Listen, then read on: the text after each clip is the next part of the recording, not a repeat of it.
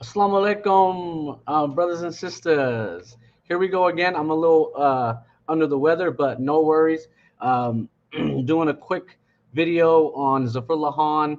I found a bunch of things that are interesting. First, let me post the link on my YouTube channel. Um, my phone seems to be off. Something's wrong with my phone. So no worries, no worries. I just posted the link. Where to go? It's here somewhere. So let me just get this link posted. There it is. Okay, so I posted the link. Anyone can join. I'm going to share my screen, and I'm just going to start. So here we go. This guy. Who is Zafarullah Khan? What is the story? All right, so let me just click share screen, and then I got to figure out where I'm going to click first. Okay, so I share the screen. Okay, so I have the essay pulled up, and here we go. So who is Zafarullah Khan? That's the question. Make sure you watch Dr. Syed, Holy Spirit's video on the topic. He was basically a puppet of the Khalifa his whole life. The second, for the first, he knew the first, the second, the third, and the fourth. He did he did whatever these guys wanted done. Listen to Zia Rasul's video on this too. So he was born in 1893 to a family of Jats. So how did he become a Chaudhary? I don't know. I guess people give themselves their own these names, and these titles mean something. From my perspective, it doesn't make any sense. So this lecture is going to be based on a book that he wrote and a bunch of other books called Meri Valda, or My Mother, which was published in 1938 when she died, and 1981. So there's differences between the two versions, obviously. We'll cover that in a different video. So anyhow, it should be remembered that the family of Zafarullah Khan is never mentioned at all. So okay, I just want to see who's there. So the family of Zafarullah Khan is never mentioned by Ahmadiyya sources. Only Zafarullah Khan himself sort of mentioned it. He had two wives in the early portion of his career via a cousin marriage. This it probably happened between 1915 and 1920. We're not sure because the dates are not given. It might even extend up to 1925. But he seems like he was forced to marry his cousin, and then one of them died, and then he went and married the other one. So that's sort of what that was about. And they both mysteriously died. So we don't even know. We don't even know what side of the family they're on. So in 1924, and I'm going to just give a quick introduction, and then I'll go through the meat of this. So in 1924, he ends up in London.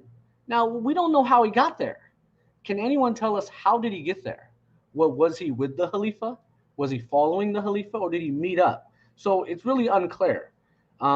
So he took the Khalifa around, read the Khalifa's speech, allegedly his speech at the Wembley Conference, which was basically the British government saying, let's get our top religious leaders and reorganize our empire, is what they were doing. How do we set up these puppet governments? Who are we going to use? And the British, even to this day, Nigeria is like a puppet government. There are so many. There are so many. So let me put up a photo. So look, here's the group that goes to the Wembley Conference. Look, that's Zafarullah Khan right there. And I think they said there were 10 or 12 green turbaned Ahmadis that went with them. Hey, look, here's some other pictures. They had some Africans who they were, probably making them do work, or I don't know. And look, here's another photo of the Khalifa, and he's sort of cross-eyed, looking weird. And again, here's a photo of the Khalifa. 1924, he really started thinking highly of himself. He thought he was William the Conqueror. So, okay, back to the script. Let me share the screen again. So here we go. Now, he comes back from 1924, and so at the end of this trip in 1924, on the way back, he stops in at a nude dancing place in France. So let's watch this video by Abdul Rahman Bawa. Oh, that's not it. Where is it at? I got it here somewhere. Okay, hold on. Okay, let me find the video. I thought I put it right here. Maybe not. So let's see. Oh yeah. Okay, so I'm going to share the screen again. And here we go. Let's see what Abdul Rahman Bawa says about this trip to France in 1924. अच्छी तरह ये असल में नाजरीन खुतबा ईद उल फित्र जो है इसमें ये है कि जो इनके खलीफा थे, क्या नाम था जी, मिर्जा महमूद साहब जो थे, वो किसी एक ओपरा हाउस में या कहीं कोई ओपरा में गए और वहां जाकर उन्होंने कुछ ये फाशापन देखा, तो बाद में उन्होंने कुछ दावा किया कि मैंने इसलिए देखा। क्या वजह थी उनकी? देखो जो पढ़ देता जी, ठीक है। वो कहता है कि मुझे ओपेरा में ले जाए, यूरोपियन सोसाइटी का ऐब वाला हिस्सा भी देखो, यूरोपियन सोसाइटी का ऐब वाला हिस्सा भी देखो, ऐब वाला हिस्सा वो भी देखो, मगर क़याम इंग्लिस्तान के दौरान मुझे मौका नहीं मिला। अब ये जब हम फ्रांस आए तो चौधरी ज़फरुल्लाह खान से मैंने जो मेरे साथ थे कहा मुझे कोई ऐसी जगह दिखाएं जहां यूरोपियन सोसाइटी उड़ियानी से नजर आए, नंगापन नजर आए। तो फिर आगे वो कहता है वो गया वहां और दाखिल हुए, अंदर देखा तो कहता है मैंने देखा कि सैकड़ों औरतें बैठी हैं। मैंने चौधरी साहब से कहा कि क्या ये नंगी है? उन्होंने कहा ये नंगी नहीं है, बल्कि कपड़े पहने हुए हैं, मगर बावजूद उसके वो नंगी मालूम होती है। तो ये भी एक लिबास है, यानी गौन जी जिससे तो आगे मोटा मोटा लिखा है, ठीक है, कि नाम तो उसका भी लिबास है, मगर जिस्म का हर हिस्सा बिल्कुल नंगा मालूम होता है। अस्तगफिरुल्लाह, हम इस पे और आइंदा प्रोग्राम में इंशाल्लाह और इस पर बहस करेंगे, बताएंगे। Okay, so there you have it. He goes to France, and he sits in this opera house, and women are scantily clad, and he stays to the whole thing. He stayed the whole time, right? This is Ahmadiyya, and he didn't tell anyone this in 1924. People didn't find out until 1934 when he snitched on himself. He told on himself in 1934. And in the same year, we have the Miss Russo incident, the Miss Rufo incident. So this guy is a playboy. He's a total playboy. The second Khalifa? Come on, man. So, okay. Let's see what else we have here. And I'm going to share the screen again and go back to the essay. So, okay. So here we go. So he comes back. As soon as he comes back, the Khalifa... the Khalifa had been married to his sister, Hay, which they're both children of Nuruddin, and she dies mysteriously. Well, Zafarullah Khan's wife also dies, and this is mysterious. And then he marries his ex-wife's sister. She dies. So then Zafarullah Khan's father dies. So when all this happens, and now he's free, it's him and his mother and his three brothers. He marries his old classmate's daughter, and that's Shamshad Ali Khan of Bihar. He went to school with him in 1910, went to college with him, and they even claimed that Mirza Bashir Ahmad was there. So, okay. And that they had this weird dream. Look, he says he had a dream that he was fondling his baby. What kind of weird stuff is that? This man's fondling your baby? You think that's okay? That's the weirdest thing in the world. So he ends up marrying this girl. Her name was Badr Begum. And she had a bunch of brothers and sisters. Look, I'm going to show you this book called From Sialkot to Vancouver. Check this out. You see this book here? From Sialkot to Vancouver? Look, it was published in 2018 by some Ahmadis who live in Vancouver. And look, they gave the whole family tree. Where is it at? It's here somewhere. Here you go. Chaudhary Shamshad Ali Khan, and he was married to Bismillah Begum, and it seems like their eldest child was Badr Begum. And then here are some of the notes. Feel free to check this out. This is something I just came across on accident in my research. So okay, back to the story. So now she's not giving him children. He blames it on her. Really, he was impotent. He's diabetic, so he's impotent. But he blames it on her. And you can read that in this book here, My Mother. I think it's pages 125 and 127. So, So, okay. But all of a sudden, she's about to give him a child and the child is born on January 12th, 1937. His mother dies the next year. So his mother claims she predicted it all. She's one of those Punjabi people who say every time something happens, they say, "Oh yeah, I knew ahead of time," just like Mirza Ghulam Ahmad. So that's weird. But she's got a bunch of dreams and etc. It's all very odd. So okay, then Hay goes missing.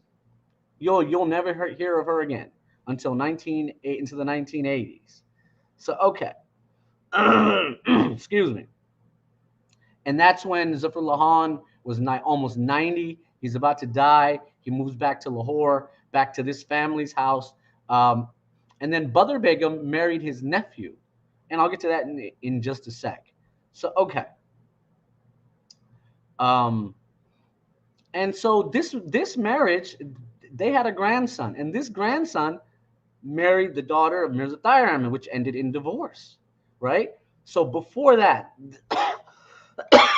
that's in the 1970s. In the 1940s, Badr Begum, she divorces Zafrullah Khan, a hulak, and she runs off with a famous, the Shah Nawaz family, who owned a big house in Rabwa. They owned the company Shazan. They had multiple businesses. She runs off with that guy, right? And then I think they divorced, right? Feel free to read Zafrullah Khan Qadiani by Tahir Abdul Razak. So then his final marriage is in 1955, again, either on the way. This is the Khalifa's second trip to London. It's either on the way there or on the way back, okay? It's a short-lived haram marriage with a Lebanese girl named Bushra Rabbani. Feel free to look it up at the embassy, at the Pakistani embassy. And here's the reference, British Jewish Connections by Bashir Ahmed, pages 325 and 326. So he's like 63 years old, and he marries a 20-year-old girl, or I'm guessing she was younger, much younger, and now he's divorced again because that maybe he lived with her for a week and did all types of haram stuff. So now he's single again. Zafrullah Khan single, 1955. So he lived single until he died. In his last in the 1970s and the early 1980s, like just the first few years, he lived in London at the mosque. He built like houses around that area, and the fourth Khalifa ended up living in his quarters. So which he so apparently he donated all this land and all his money to the Ahmadiyya movement when he died. He was buried in Baisti Mughra. So okay, his father was Chaudhary Nasrullah Khan, and let me just see what's going on with the comments here. Okay, still just me. Yeah. Oh, okay. Yeah, Dr. Saab, my apologies. I don't know what, my phone is dead. So I'm gonna post the link. I thought I had posted it already, but let me post the link again. Okay, and there it is. There's the StreamYard link. Feel free to join. And again, my apologies. My phone just died. How does that happen? Just out of nowhere on a Sunday, my phone is dead. Let's look at some comments. Yeah, everyone just dies. You know, if they want to get rid of a woman, she just dies mysteriously. Okay, and here's Dr. Saab. You know, if they want to, Dr. Saab, are you there? She just dies mysteriously. Hello. Okay. Assalamu alaikum, Dr. Saab. How's it going? Wa alaikum assalam. My apologies. My phone has stopped working, and I'm gonna go to the phone store as soon as I finish. But in the last few hours, it just stopped working. So I haven't been able to send any messages on WhatsApp or anything. No worries. I got you here. I did the introduction about his life, and now I'm gonna go back through it. So no worries at all. I'm just going over some of the comments here, and I'm going to be asking you some questions. So okay, here's the first question. why did the Khalifa and Zafrullah Khan go to the cabaret in France and saw women barely wearing clothes in 1924? What was this about? Are you asking me, Shaji? Yeah. What's the question? Actually, I couldn't hear it. Yeah. Why did the second Khalifa go to France? So he was on his way home at this point. He had did everything he was going to do, and I'll cover that in just a sec. Why did he decide to go to France on his way back to India and go to a cabaret where naked women were dancing? The Khalifa was on visit to Europe. Actually, he not only went to France, that it said that he visited few other countries as well. And he went to see the cabaret. The story goes, he told Zafrullah Khan that I want to see that what the cabaret looks like, what the nude dances look like in Europe. So let me have a look. And they spent quite a bit of time there. I think that wasn't the only time he went to see this kind of show. If you look at his background, I think that's very consistent with what he did and what the history goes with him and what the people write about him. I don't know, we should ask the Qadiani guys that from which angle he looks holy. I'd be very interested to know his holiness apart from what we know of him. Okay. Sounds good. And yeah, so this is what he did. And then as soon as the Khalifa, as soon as he gets back to Qadian, his sister, Hay, the daughter of Nuruddin, she mysteriously dies. So all of this is also going on. Why did he probably poisoned her. It was said that she was writing letters to different newspapers while the Khalifa was gone. He was gone for about 6 months. And what happened behind was disaster. And it had to do with the daughter of Nuruddin and etc. Zafrullah Khan's wives died mysteriously in this era too. His cousin and her sister. So this is all very odd. These are playboys. Did you see the picture of Zafrullah Khan? This one. Oh yes, that's when he was working for the International Court of Justice. Right. And then what about this one? This is at the Wembley conference. You can see Zafrullah Khan. No, I don't recognize this one.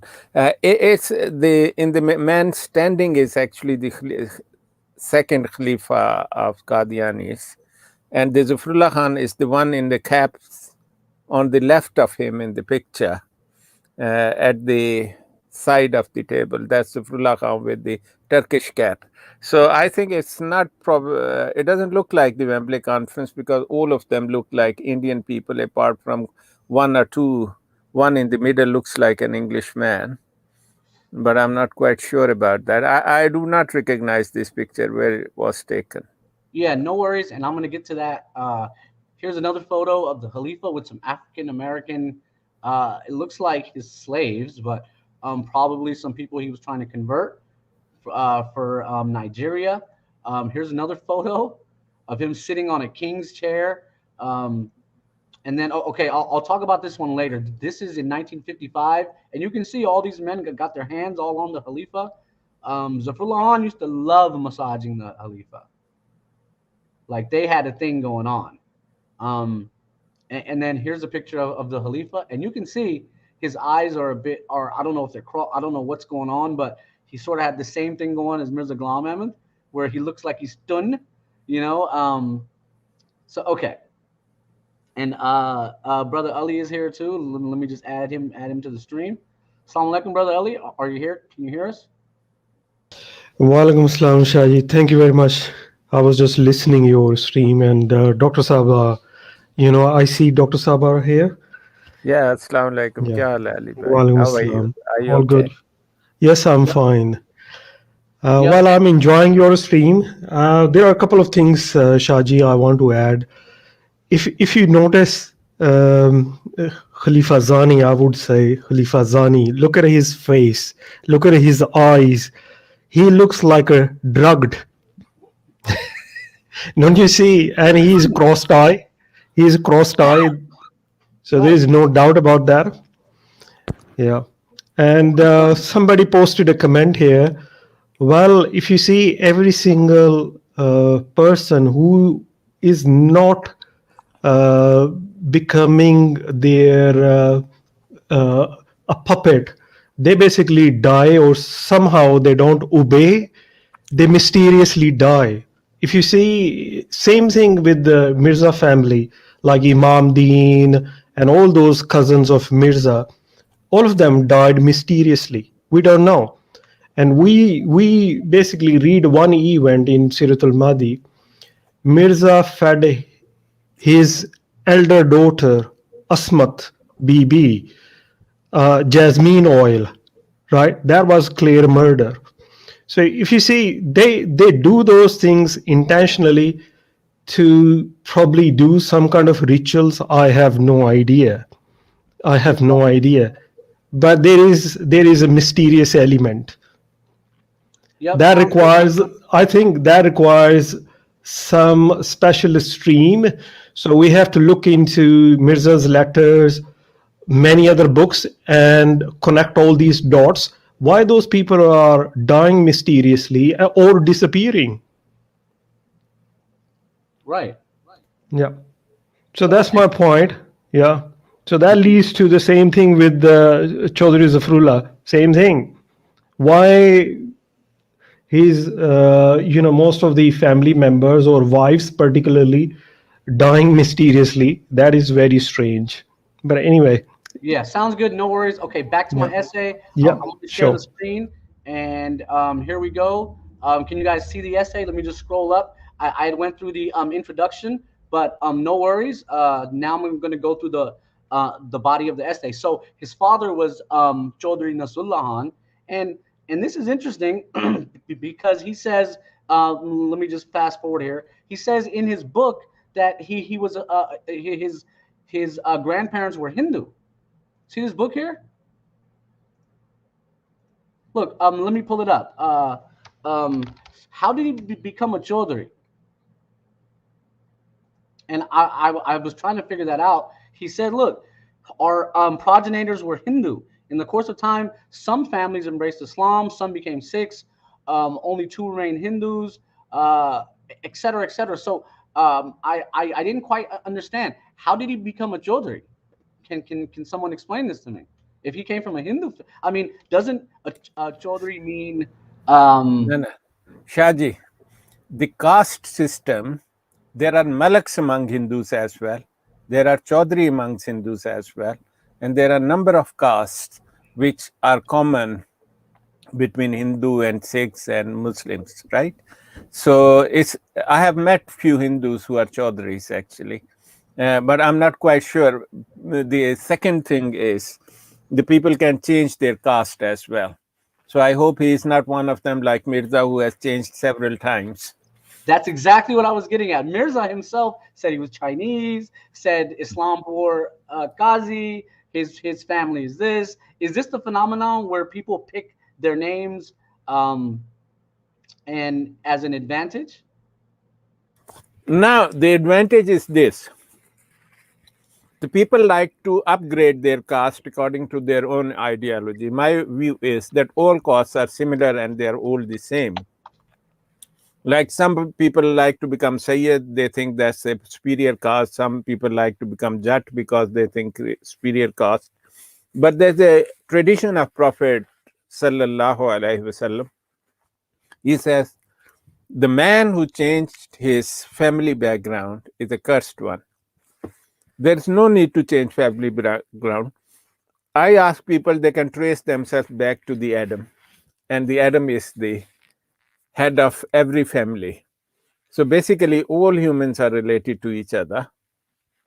So they are divided into, initially the reason, there is a question which is answered in the Holy Quran.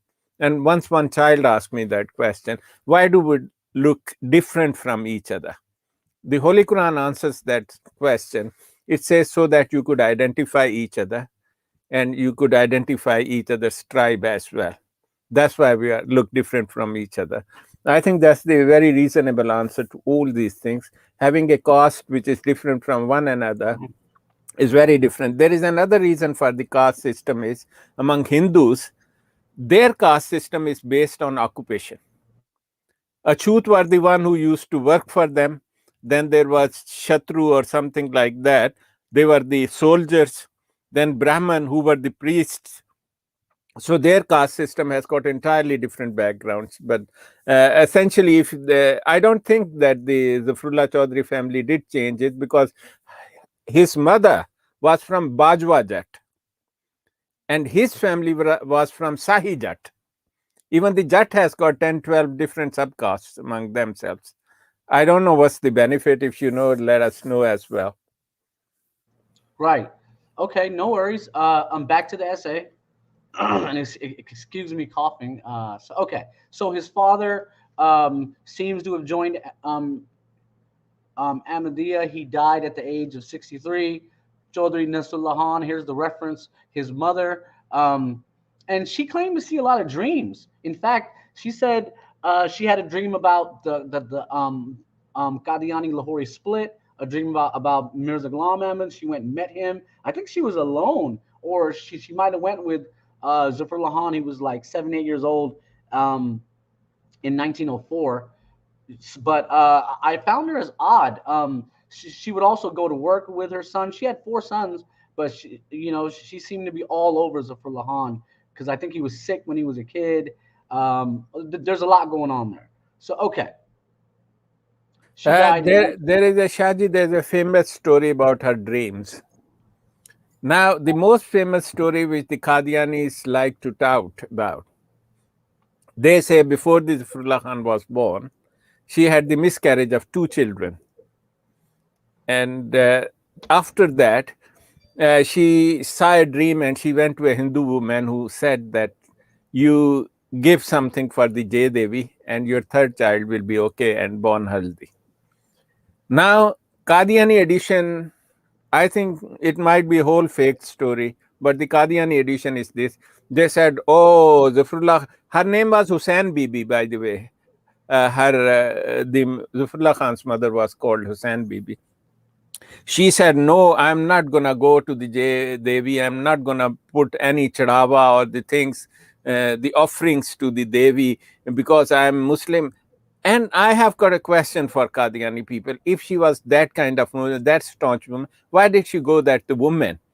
And then Qadiani say after that, that woman she went to, she would come in his dream and will tell, I will kill all of your children. And she went round to Mirza Qadiani, and Mirza Qadiani said, no, hold on, Hussain Bibi. I am going to pray for you and nothing will happen to next child. Oh my God, this is all fake stories. And it is one of the most famous story about the childhood of Zafrullah Khan among Qadianis. I'm sure if you have missed this story, you have, I think, haven't been sitting next to them for long enough period. Right.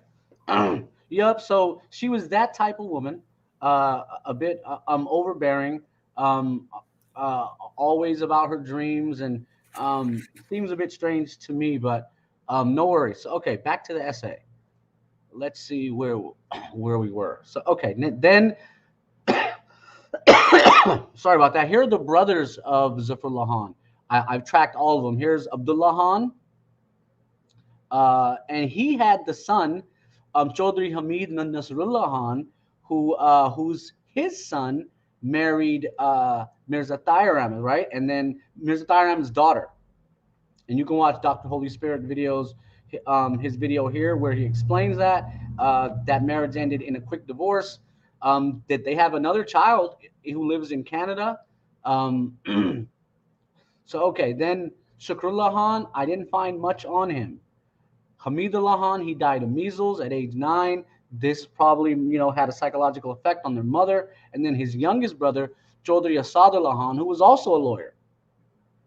He was also a lawyer. And his son, Ijaz Nasrullah Khan, died in the 2010 Lahore attacks. And you can read his biography here. So, okay, those are his brothers. Then he had a sister. We don't really find her much. I've given the reference where he talks about her, and that's pretty much it. So he had one child. Hay, which is the same name as Nuruddin's daughter. She was married to his nephew, which I showed earlier, and they had 5 children, 4 grandsons and 1 granddaughter. However, it's unclear where and when, like when did they get married? We don't know. She was born in 1937. I've written that up here. I got to move this reference probably. But on January 12th, 1937 is when she was born by per Zafarullah Khan. And I don't know if that was in the first edition or in the second edition. But so that's basically his story. He had this child with Badr Begum, and then his mother dies the next year. I think the child was born in 1937, and then he says his mother dies in 1938. Well, that's when the trouble happened. And I'll get into that a little bit more here, where he accuses his wife. Look, and then there's a weird word in here. The word is ejaculated, and it only appears once. But on page 126 and 127, which seems to have been written in 81, not in 38, he talks about his wife, how she was barren. She wouldn't give him any children. And his mom saw a dream. Look, again, a servant brought a tray, and then voila, she's pregnant. And then he says the doctor says that as he was examining her, he shook his head and ejaculated. This is a miracle. I can't explain it. Now, I don't know why they use that word, because that word is normally used only in one context. And then he says the pregnancy took its normal course. We moved from Simla to Delhi in the first week of October. That's 1936. And then in January of the next year, she was born.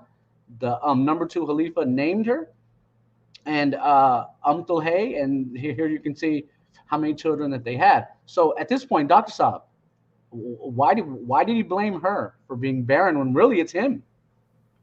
The Zafarullah Chaudhary. Yeah. Oh, you mean he wasn't very fertile, is it? Right. But in this book, he's not saying that. He's saying that his ex-wife wasn't very fertile. Now, the thing is, I don't know about the wife because I haven't read her whole story. But Zafarullah Chaudhary, he was diabetic since the age of 16. And up to age of 40, people can have children. There is quite a good evidence. They can have nowadays they can have children after the age of 40 as well.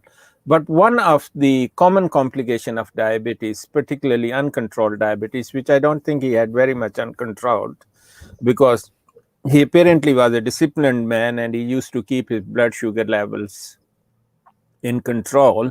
That's why he lived very long life. So the erectile impotence is one of the major complications of this disease. And if you look at my video, I have shown that the fertility is affected as well. But in his case, that he had 1 child, there's quite a possibility that he wasn't affected that badly by that stage. And just now you have read that line, he ejaculated. I can't understand what does it mean. By shaking head, no one ejaculate. I mean, if we relate the term the way we understand it is. So he must know what does he mean. He shook his head and ejaculated. Maybe he has used it like a poetic way, rather he doesn't mean exactly what this word is used for. Yeah. Well, I've only heard of it in one context in my entire life, so I'm baffled. But no worries. So okay, let's continue the story. So all right, let's see, where was I? So okay, so he talks about his wife, his ex-wife. So Badr Begum. Okay, here was something else that was weird. Let me show you this too. He marries Badr Begum, and his father-in-law was delighted.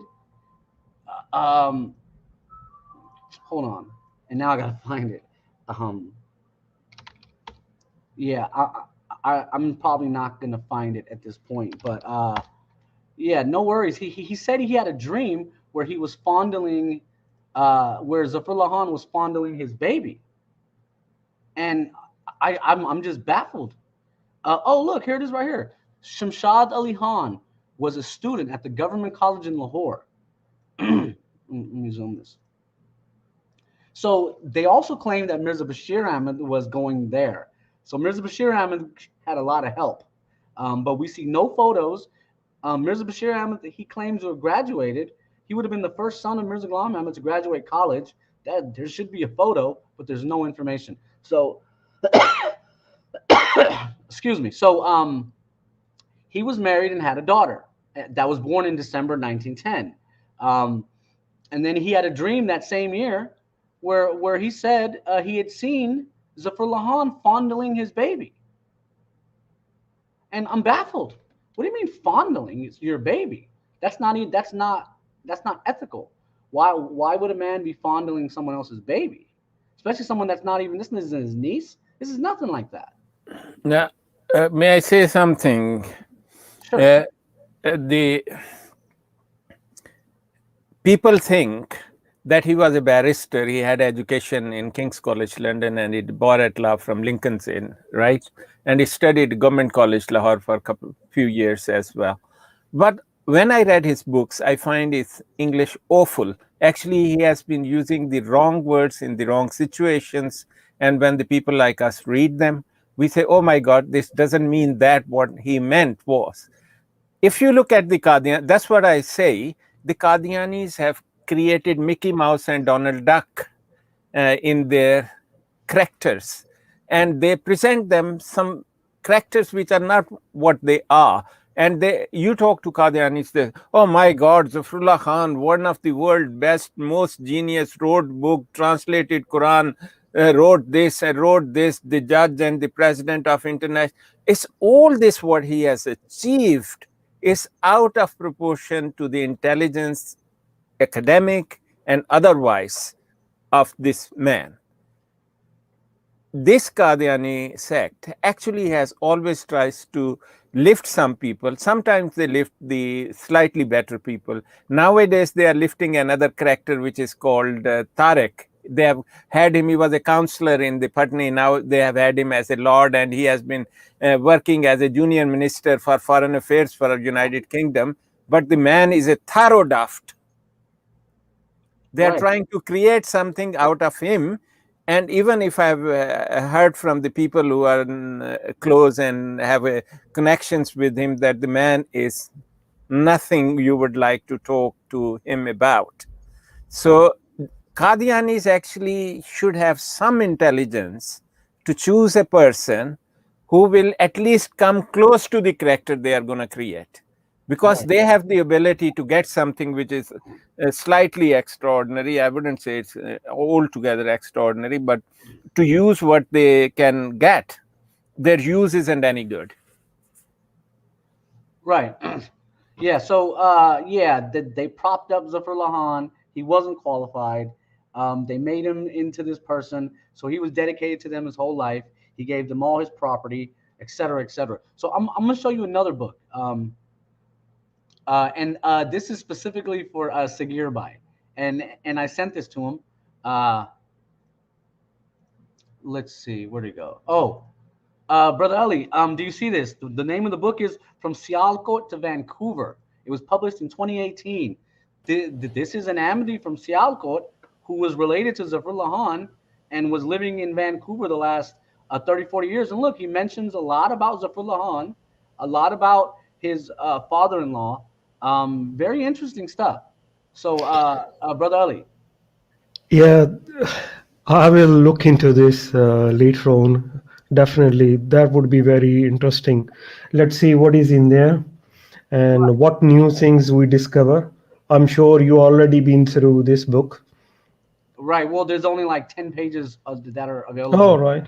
Okay. On Google Books Preview, but I was able to write some essays based on, this was important information to me. The father-in-law of, and there's other stuff in here, but I think it's maybe 20 pages. Family interlinkages. But for Sagir Bhai, because he's from Sialkot, I think, right? Yes. Yep. So inshallah, maybe we'll find some more clues. But okay, back to where I was. So all right. So now Badr Begum, his mom dies, and Badr Begum files for Hullah in the late 1930s or in the early 1940s.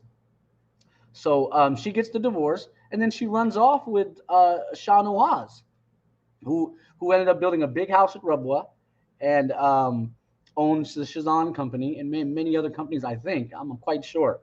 Then feel free to read Zafrullah Khan Qadiani by Tahir Abdul Razak. So then I talked about his fourth marriage, which was with a Bushra, who was she wasn't Palestinian, she was Lebanese.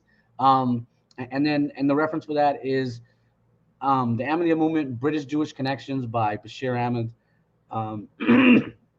in 1995. So, excuse me, and here are just some of the facts. He was born in 1893. He had severe granulation of the upper eyelids, and he suffered from it from age 10 to 16. I think that this is a situation where hair grows underneath the upper eyelids. I've never even heard of this. Dr. Saab, have you heard of this? Yeah, these conditions are common among diabetic people who have got the juvenile diabetes, particularly type 1 diabetes. They can have conjunctivitis and also some growth under the eyelids, which can be very terrible form of these things. But they are kind of treatable conditions as long as the diabetes stayed controlled. Got it. So, okay, moving to 1904. And to me, this is really interesting. In 1904, he goes with his father to see Mirza Ghulam Ahmad. And remember, up to this point, they all said Mirza Ghulam Ahmad gave this speech in Lahore. Years later, we find out Mirza Ghulam Ahmad didn't give any speech. It was Maulvi Abdul Karim Sialkoti, who they were probably friends with already, right? So then it was turned into a book called Lecture Lahore. Feel free to check that out. Lecture Lahore is... I think they published it ahead of time or something weird like that. But they tried to make it sound like Mirza Ghulam Ahmad gave that speech, but he didn't.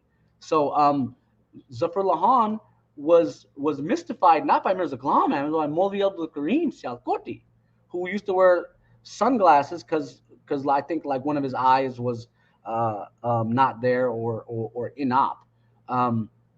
But that struck me. That he converted because of Abdul Karim Sialkoti, not Mirza Ghulam Ahmad. Then you can see all the details. The evening of October 27th, I've tracked all the details. They claim he gave a speech to 10,000 people. That's ridiculous. That didn't happen. And then the name of the book initially, or the speech, was The Teaching of Islam in the Contrast with other religions. I tracked it. By 1916, they changed it. Then all of a sudden, they changed it into Lecture Sialkot. So a lot of hanky-panky going on here. And here's the data. So they turned it into a book, and you'll find other instances where they'll say, oh, at the Jalsa of 1907, Mirza Ghulam Ahmad gave a speech. Well, and we'll say, well, what, or were there witnesses? What was the name? And then there's nothing. There's none of that. So, okay. 1907, he's at the government college, etc. In 1908, he said he was in Lahore when Mirza Ghulam Ahmad died.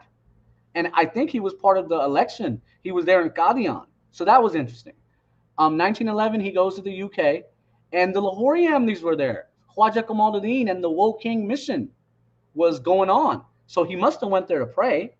So he seems to have been praying behind the Lahore Ahmadis until the split of 1914. So he was in London during the split of 1914. And he was called to the bar in June 1914. And then he says, he broke all these records. And then his mother was back in India. She swore allegiance to the Khalifa. So Zafrullah Khan did the same thing. He didn't look into the prophethood of Mirza Ghulam Ahmad. He just did whatever his mom did. So at the end of November 1914, he's back in India, and he's traveling during a war, during World War I. So that kind of struck me as, why would they allow people to travel during a global war, the first biggest global conflict in the history of the world? So anyhow, He comes back. He's a Qadiani. He takes on these cases for the Ahmadiyya movement, as Dr. Saab said in his video. In 1921, he wins a huge case. Here's the PDF, right, of the case. In 1922, he wins another huge case. Then comes 1924, and the British government wanted a conference of living religions within the empire. Now, I think they wanted to see who are some influencers and then work with them to control people. It was also called the Wembley Conference. So Ahmadiyya sources claim the Khalifa was only there for the first session, and he didn't give any speeches. Zafarullah Khan, I don't know how he showed up to London, because I can't find him as part of the entourage. Either he met them or I don't know. But and I'll show you the timeline. So so this was turned into a book called Ahmadiyya or the True Islam. Check this out. The speech that was given by Zafarullah Khan, they turned it into a book, which is what they always do. In fact, they Mirza Masroor Ahmad just had a book published called Hukm and Adl. Have you seen that, Dr. Saab? Yes, Hukm and Adl is one of his Friday sermon, which they have published as a small pamphlet. They love to call it a book. I think it has got all the old stories. It hasn't got anything exciting I could see out there. More than half of it is lies and absurd lies, right, just to glorify themselves. Right, and that's interesting because Shamsuddin did these whole programs on Hukm and Adl, and then all of a sudden they made a book by Mirza Masroor Ahmad called Hukm and Adl. And obviously Mirza Masroor has never written or even typed on a computer. I doubt it, in his whole life. So how could he write? Now, the background of this Hukm and Adl is this. There is a hadith, Mutwatir hadith, which is one after another, which are Sahih hadith, very reliable sources. The hadith read that about Isa alayhi salatu wasalam, one of his characteristics is Hakiman Muqsitan. He will be a ruler who will be a just ruler. So Mirza used to say, people asked Mirza Qadiani, my dear, from where you are a Hakim, you are licking the feet of the government, you are calling them, you are their self-planted plant, and you are saying you have written 50 almaris, 50 cabinets of books in their favor, and you have abrogated jihad and everything in their favor, and no one can be your disciple unless, according to the section 4 of his Bai'at form, he says he will be faithful to you. People said, considering that's what your background is, how could you be an Hakim? You are nothing. He said, no. This mean is this. When you, my disciples, my followers will have a dispute, I will make a decision and you will have to follow my advice. You see, such a weird interpretation of everything these Qadianis bring. I think the laughing matter finishes soon after a couple of their examples. They have destroyed the meaning, and that's what you see in Zafrullah Khan's life. The man is a president of International Court of Justice, foreign minister of Pakistan, judge of Federal Court of India, permanent envoy to United Nations, right? And he is using the word like ejaculated, fondled, and all these in the wrong places. Does it match? It does not match. Conclusion, that he was raised, but he did not have the capability to hold on to what they moved him on to. And if you look at his autobiography, actually it was a very gradual process. Once you will go on, then I will say something at the end. And it was a very planned way they lifted the Zafrullah Khan. They lifted him from, and Zafrullah Khan, what you have just mentioned, two cases, one of the Patna High Court case and other is another High Court case of 1915 actually, in which in that case he won the right of Qadianis to use the Muslim places, historical and others. And he did this to, before that he was a friend of Mirza Mahmud actually.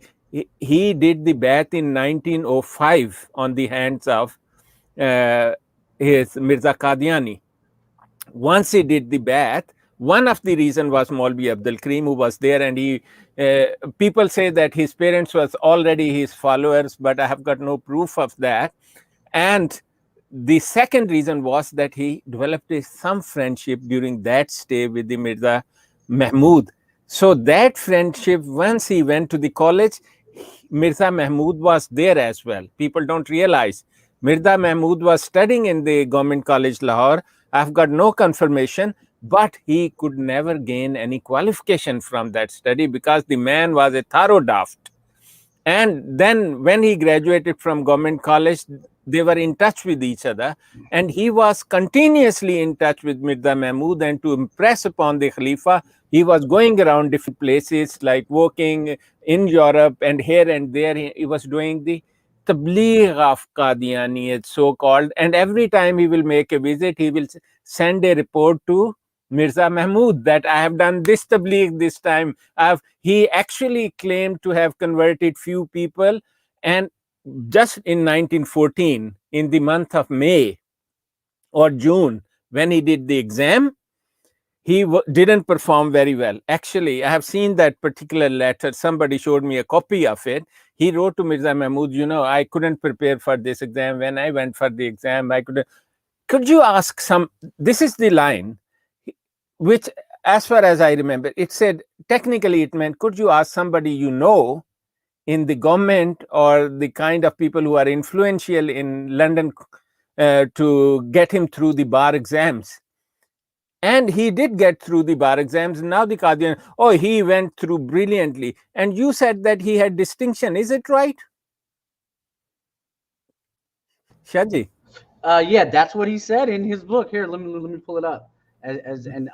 Keep talking. Let me see if I can pull this up. Now, what did he say about? I didn't think he had any distinction. In 1910? Yeah, it's 1914 he did the bar at law. He was called to bar in June 1914.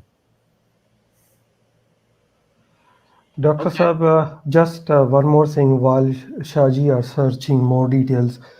While I was checking Khalifa Zani's education, he never went to Government College Lahore. Oh, he never? Basically, no. He spent time. Mirza Bashir Ahmed, I'm sorry. Mirza Bashir Ahmed was there. Mirza Bashir. Mirza Bashir Ahmed, yeah. Yeah. No, Mirza Bashir, we're saying. Well, I'm talking about Bashir. No, Mirza Zani was not able to have any education. He was too busy raping the Qazi Akmal daughter and the others in Qadian. He hasn't had any time for it. Mirza Bashir did some education. Secondary education, Dr. Saab. He hardly done secondary education. I was searching more details around his education. I couldn't find any record whether he done metric, which is like a GCSE level, or secondary education. So he couldn't even do those ones. No, Shaji, very interesting thing. In Qadian, Mirza Mahmud went to their own school of Qadians, and one of the men who filled in the form for 8th standard middle exam, grade 8 exams. And he then sent a letter he went around to Mirza Qadiani or sent a letter. He said, oh, they asked me what's the occupation of his father. And, he said, oh, I have written it. He is a prophet. That's his occupation. True.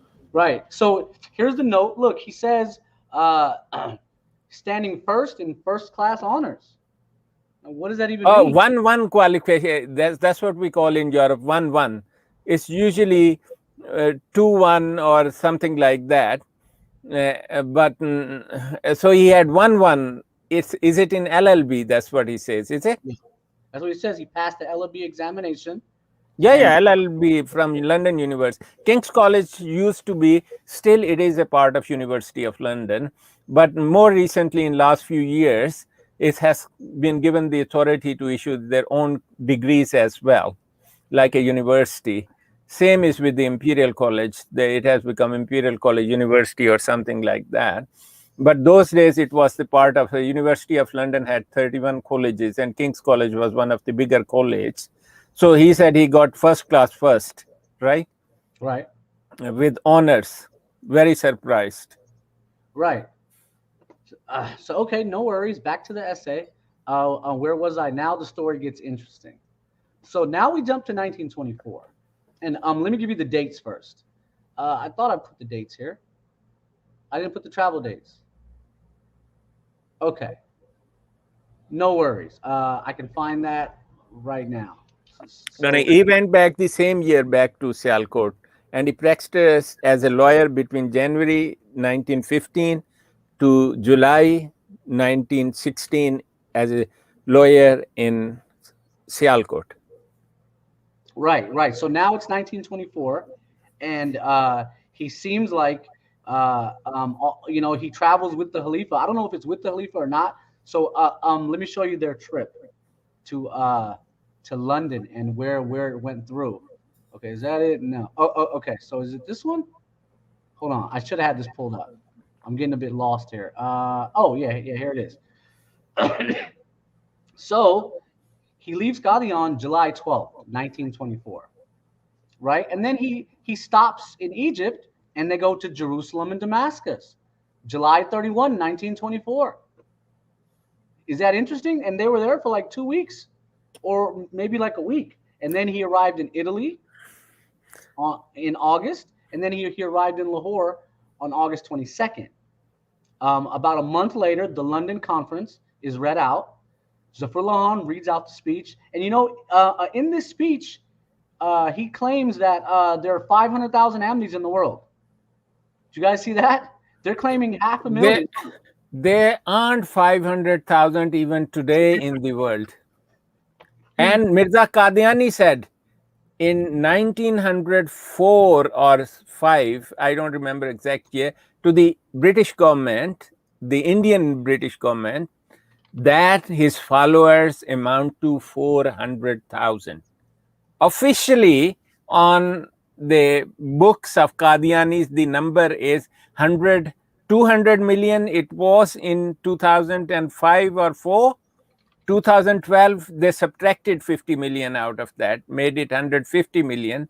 And nowadays, they are claiming anything between 115 and 100 million. Such a lie, unbelievable lie. Seems like Dr. Saab, they have an obsession with the zeros. Too many zeros. Yeah. Zero mean nothing for them. Yeah, and I can't find the reference right now, but no worries. And what's funny is the Lahore Ahmadis taunted them when the split happened. They said, okay, show us that you had 1/10 of the community with you. And they knew the number was supposed to be 500,000. So they were like, okay, if everyone's with you, show us that you have 400,000 people with you. And obviously he couldn't. So the Lahore Ahmadis knew it was all a lie. No, you knew at West, you have written on your blog how many were declared Ahmadis in 1911 census, 1921 census, and all those things. They were not even the fraction of what they were claiming to be. And those days, there was no reason for them to hide. Actually, they should have come up front so they could have all the benefits of being Qadianis. Right. And honestly, the reason that they did it was in terms of marketing. So let me show my detailed essay. I'm so proud of this one. Yeah. So look, and of course they lie about the World Christian Encyclopedia, saying that they're the fastest growing sect. Look, I've tracked everything from year to year. So let's see 1924. Let's see. So first off, in 1911, in the census, 18,000. In the 18. That's it. There you go. After the death of Mirza Qadiani in 1911, 18,000. And Mirza Qadiani, 2 to 3 years before he died, he declared in writing that they are 400,000. Now, I can tell you what the Qadiani says, actually. If any Qadiani doesn't know the Qadiani answer, please note it down on the book. The Qadiani answer is, the census is talking about the Qadianis in Punjab only. In all over the world, we were 400,000. Brilliant, guys. You aren't 400,000 according to your computer, even today. Right. Hey, Shaji, it's already there. If you look at 1914, February 1914, you already mentioned that 400,000 They mentioned by MGA. that number. February 1914 in the Review of Religions. October 1914, 400,000 and growing rapidly. But so this was funny. In 1915, they said only 600 people joined Ahmadiyya in 1 year. So then Walter writes that there's 70,000 in 1918. So and even that's an exaggeration. So in 1919, they claim that just 1,000 people converted in that whole year. So then the census of 1921 tells us 30,000. But the Muslim Sunrise in America, Mufti Muhammad Sadiq says 700,000. So then that brings us to, and I didn't write the page number. I'm going to have to, well, that's for the Muslim Sunrise. But here it is. They were claiming 500,000 to the British. So okay, let's go back. You know what Shahji, I think they lie to all Westerners, particularly British people or Americans. They were lying, fabricating all these figures.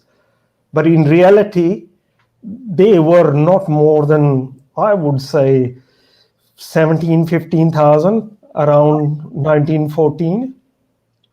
Right. So okay, let's go look at the dates. So okay, this Zafarullah Khan reads out the speech. Then on October 4th, the Khalifa, he goes and inspects the site of their place of worship. Now, we don't know where the money came for this. They say it came from their women, but that's a lie. And this is the second. I guess the Woke King is the first. But everyone went to the Fazl Mosque after it was built. In fact, he even wrote the foundation stone. Okay, so now it gets interesting. Now he's done. It's late October 1924. He's been gone for 3.5 months, right?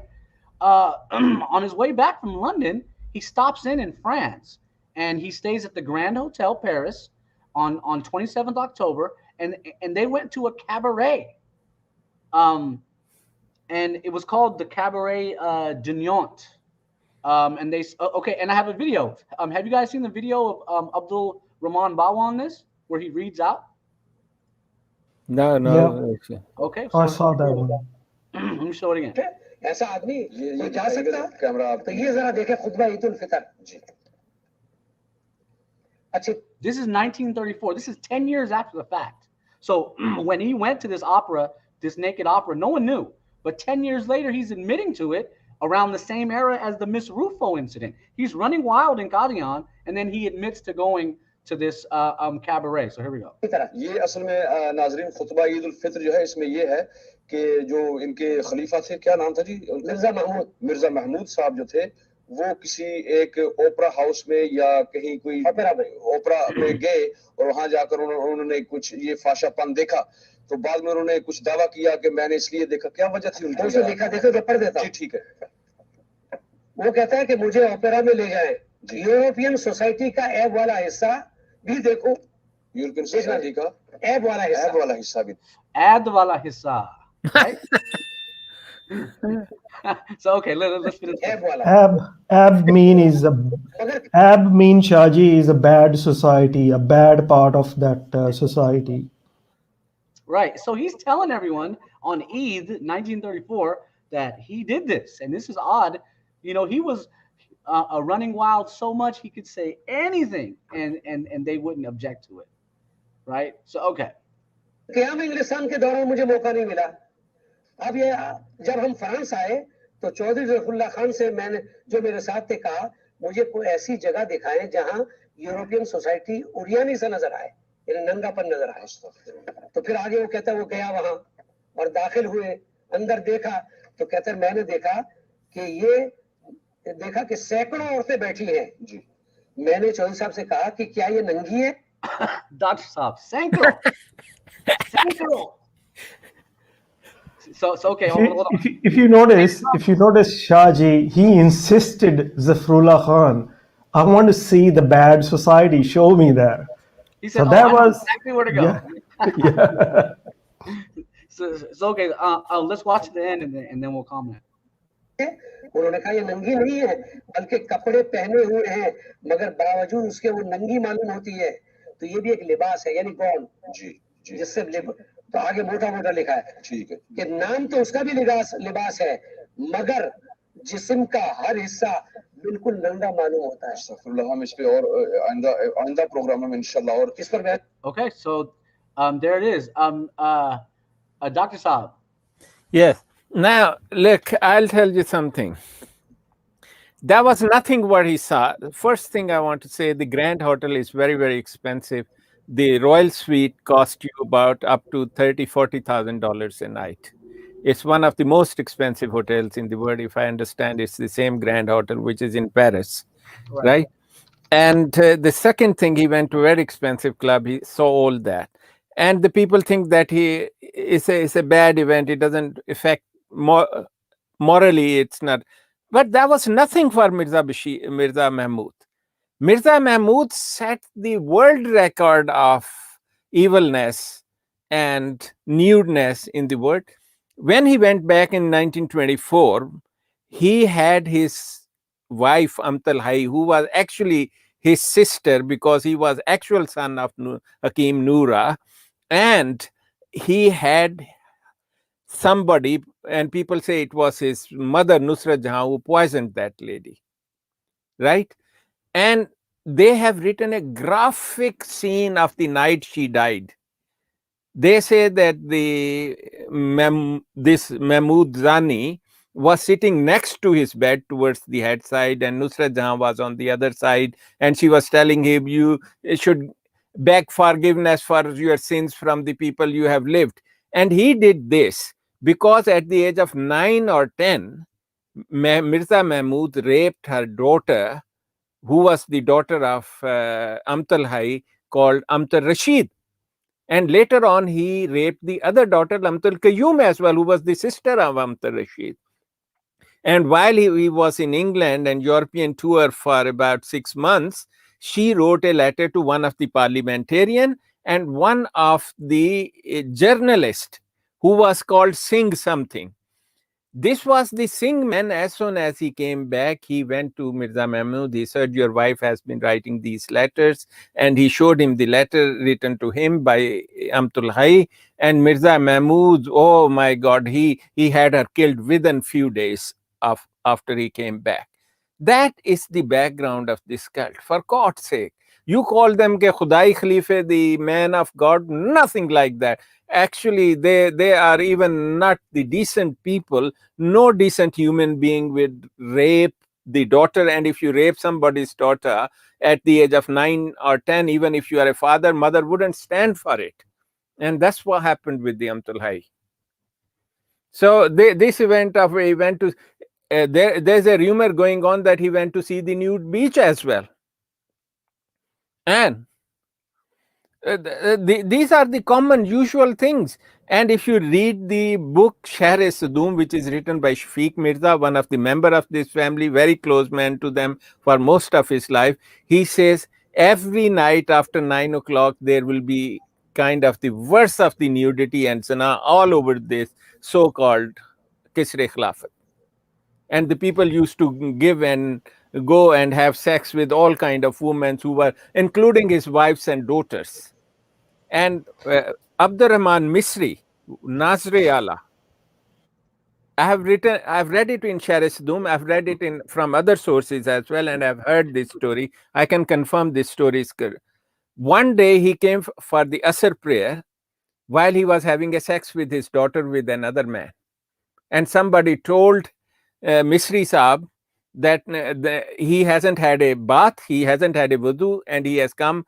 And before he left, that man says, this Mirza said, oh gosh, I have to lead these prayers. You know, they can't leave you behind. You wait for me 5 minutes, I'll go and do it and come back. Somebody told this story to Abdurrahman Misri. Abdurrahman Misri said, I'm not going to pray behind this man. He investigated the whole event. He found it true. And then he used to pray separately. When Mirza Mahmud knew that, he said, oh, expel him from this Jamaat. So these people have written these events on oath. I don't know why the Qadianis don't believe that. They should investigate by themselves, read this. What the Qadianis portray is entirely different thing what they actually are. Dr. Saab, there were reports when he was living in Qadian, he was seen doing some indecent acts beside, the river Beas. Yeah, I know that story. Yeah. So the police basically went there to see him, what was going on. So some people saw him doing indecent acts in public, actually. He was caught at the age of 14, roughly 14-year-old, at the roof of the so-called temple, which they called Masjid Mubarak in Qadian, raping the 12 or 13-year-old daughter of Qazi Akmal, who used to say, जिसने देखना हो मोहम्मद सल्लल्लाहु अलैहि वसल्लम आके देख ले कादियां में मिर्जा गुलाम को, something like that. No. And that's what this man was doing. And I think that there is no, I mean, a Khalifa, actually half decent man. Okay, you do all these zina and all these evil things, at least do it with the brain and don't let it seep out of your doors. It is all around them and they give a damn about it. They just come, smile. Oh, they tell lies about us. Aren't they evil people? They are telling lies about us. We are the Khalifa. Khandan-e Khilafat. What Khandan-e Khilafat? I would never even let my children pass by them. So, okay, Brother Ali, what are your comments? Well, there is no dispute what Dr. Saab is saying. I totally agree. I mean, all these evidences are there.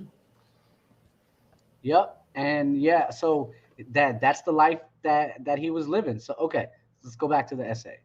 All right, so here we go. Shadi, 1 minute. I wanted just one thing I was thinking I'll let you know from the European trip. Yeah. When he was in Damascus and Egypt, that chap, Mirza Mahmud, he went to that Damascus mosque where Isa al-Islam was going to come down next to that minarets.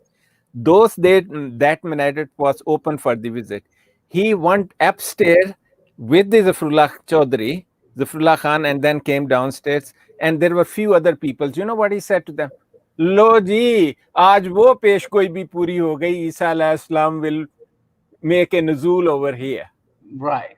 And the Zafarullah Chaudhary, what he said to him was classic.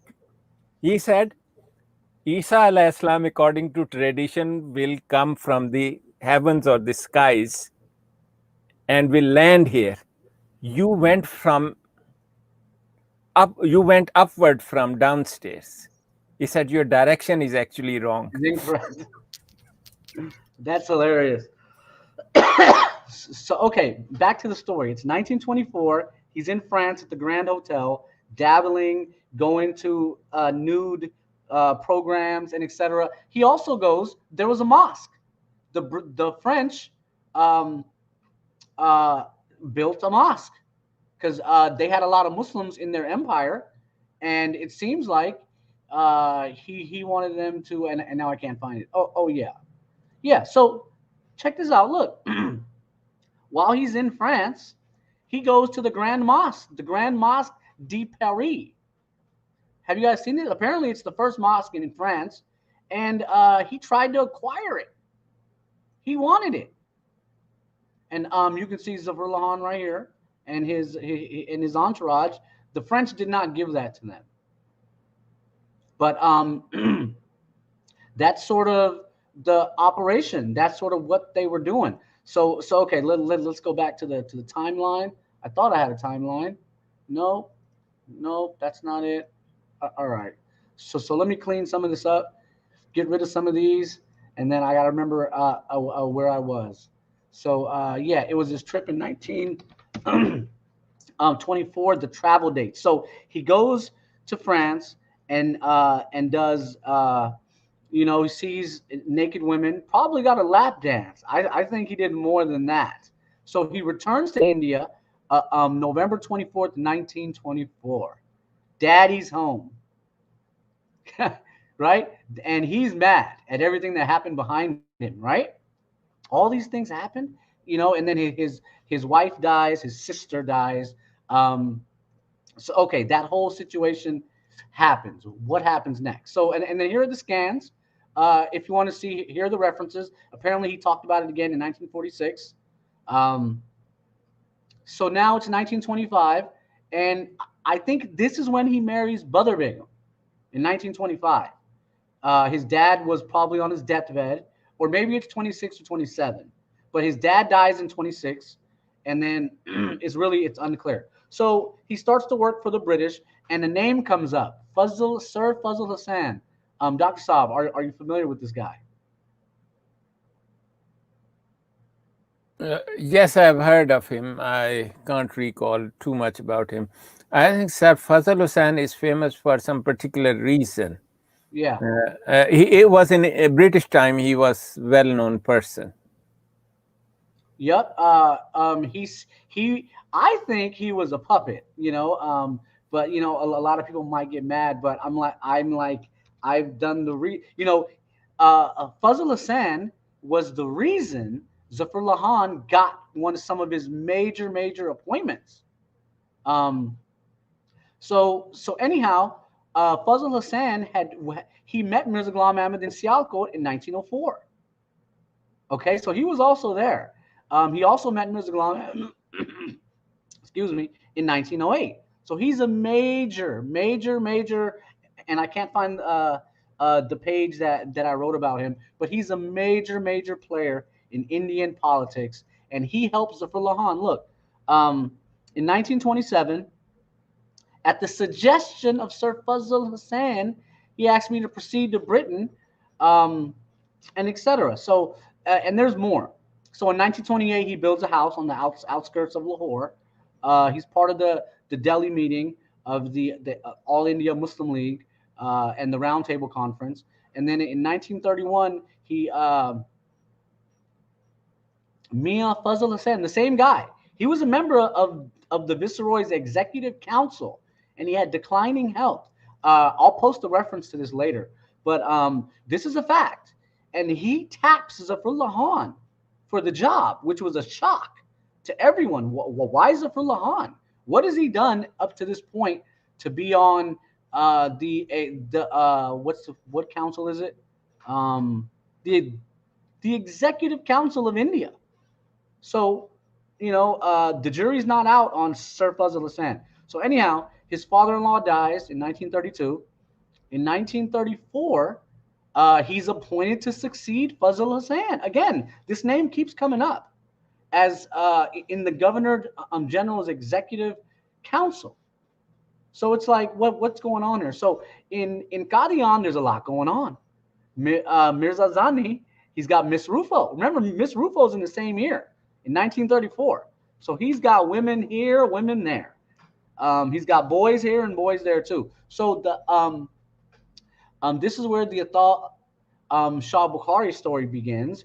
They hold a conference in Qadian. Governor Emerson, the Qadianis grease him. There's a lot bad going on.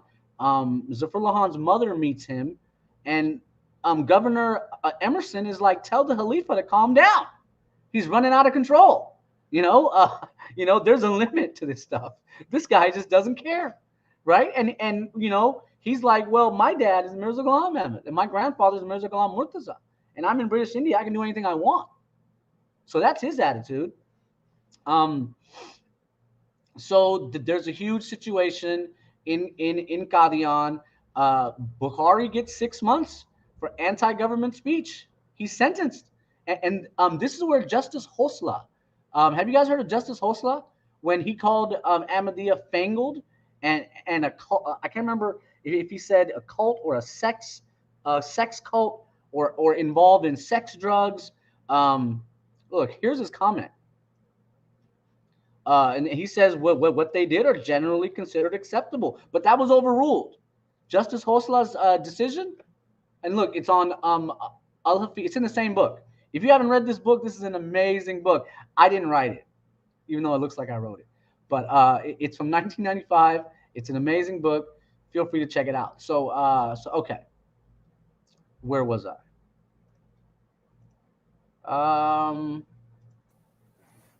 Okay, and I'm just going down the line. We've been going for about an hour and a half. I'm going to try to wrap up. I just got to finish this. So, okay, from 1935 to 41, he becomes the Minister of Railways.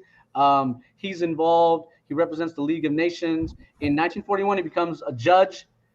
This lasts until 1947. In 38, he writes Medivalda, and the first edition is missing. So we don't know the differences from the first to the second. Maybe in the first, he mentioned his first few wives. But it should be noted, Ahmadiyya sources never mentioned the first two wives. I found it, and I won't give out the source yet, because I know these guys are tracking me. But so, okay, then in 1946, he famously gives it all away. So this is where it proves he's a puppet of the British. The British needed someone to go lose this case. So they sent him to go lose it. And to say Ahmadis are not Muslim. So then Muslims lost Kashmir and Gurdaspur, which were majority. I mean, Kashmir is like 98%, right? So he's involved in that. He's involved in Palestine. He's basically the British's puppet for Muslims. They want him in charge. And this is how they're controlling after World War II. And I'll tell everyone, there's no freedom. The colonization never ended. It just changed shape. Now they turn it into puppet governments with dictators who sign favorable trade deals. And there's 4 trade zones, in my opinion: the Russian, French, British, American, and that's how the GDP for each is different. The currencies for each are different. But that's a long story. So then in 1947, he represents Pakistan. He's the foreign minister, as you know. 1948, okay, he was a foreign minister for like 6 years. Okay, now Muhammad Ali Jinnah dies, and he refuses to pray. Look, here's the photo of him just sitting there. And then later, as he was about to die, he admitted to all of it. And he says, yeah, I just didn't want to. And then in 1949, this was what he does in 49. In 1950, he writes this book, The Head of the Ahmadiyya Movement. Feel free to check that out. And then he goes on CBS radio, and he says that more prophets can come. How disrespectful is that? He's on national global radio, probably the first time CBS, or I don't know if that's in America or what, but he's basically saying more prophets can come, which is very odd. So then from 54 to 61, he gets kicked out of Pakistan. Pakistanis don't want him. The riots happen. They shoot at Muslims. The same guy, Shah Bukhari, gets the death penalty, which is overturned. But you can't say anything to a Qadiani in this era. Qadiani Ahmadis are untouchable. If you say anything, your life's on the line. And it's easy to explain because they're puppets of the West, of the British, of the Americans. And, you know, I'll tell you about Israel. The reason Israel is there and that whole scenario exists is because of the Suez Canal. The Suez Canal, if anyone stops the flow of goods through the Suez Canal, it's an act of war. And that's being managed by America. And America also manages and controls the Panama Canal. These are the 2 most important choke points in the world for GDP. So there is a system of puppet governments going on in the world right now. And they were looking for help. The Sikhs controlled Kashmir for like 100 years on behalf of the British. So it's nothing new. And so I have to edit this. But yeah, so in 1954, 55, the Khalifa goes to London again. And I haven't tracked this all the way yet. I'm still working it out.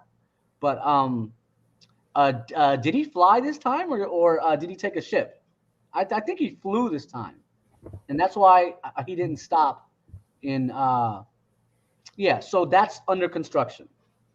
But anyhow, look, in 1958, he performs Umrah, and he's at the Royal Palace.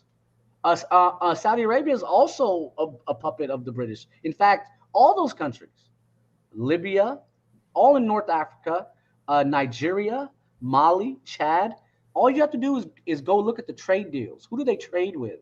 And you'll find out who's controlling them. So for like Mali and Chad, it's the French. And if you look at the trade deals and the dictators, it becomes evident. Dr. Saab, have you read about the Monroe Doctrine? Which Monroe document? Monroe Doctrine. It's spelled M-O-N. No, I know Monroe Doctrine. I can't recall it right now. Yeah, so this was on the Western Hemisphere. Basically, 150 years ago, America told the British, French, and the Spanish, get out of our backyard. You are not allowed in South America anymore. And America let all these countries get their independence, but really America's controlling them. And this is considered our backyard.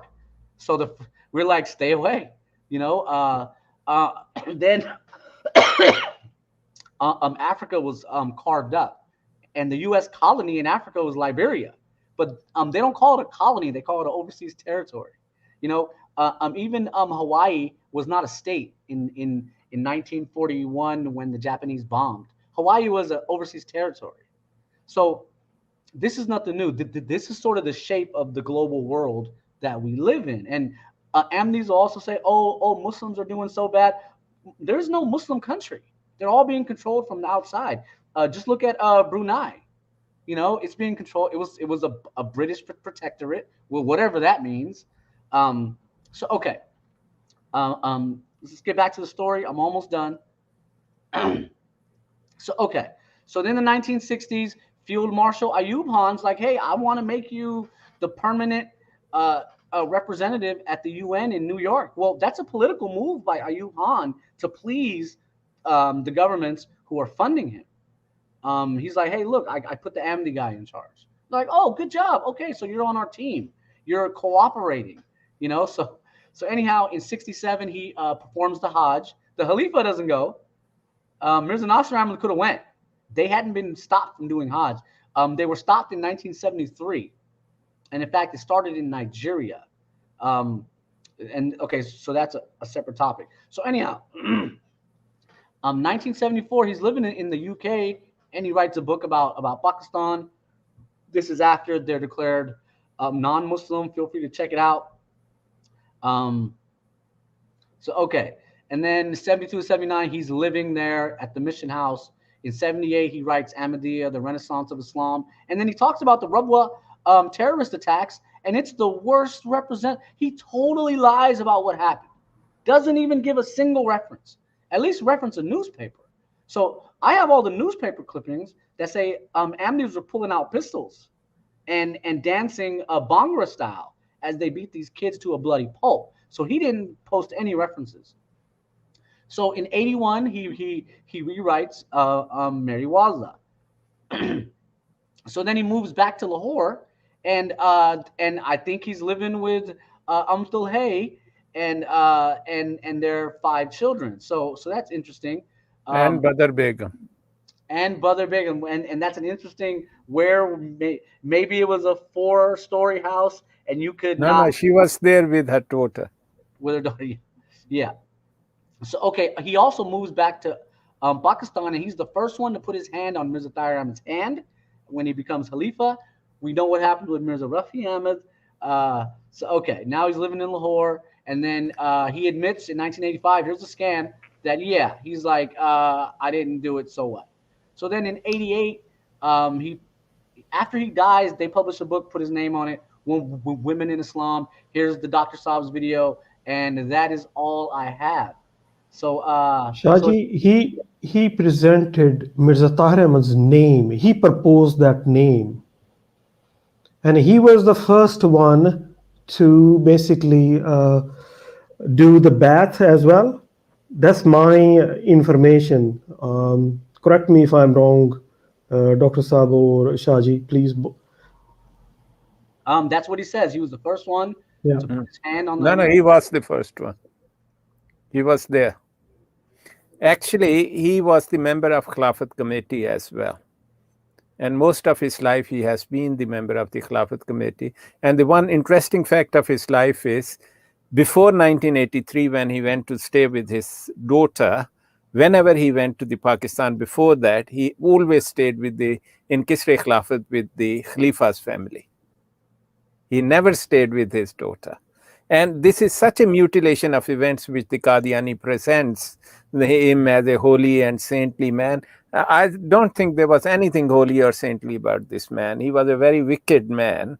and he wrote most of the facts in a very, very wrong way.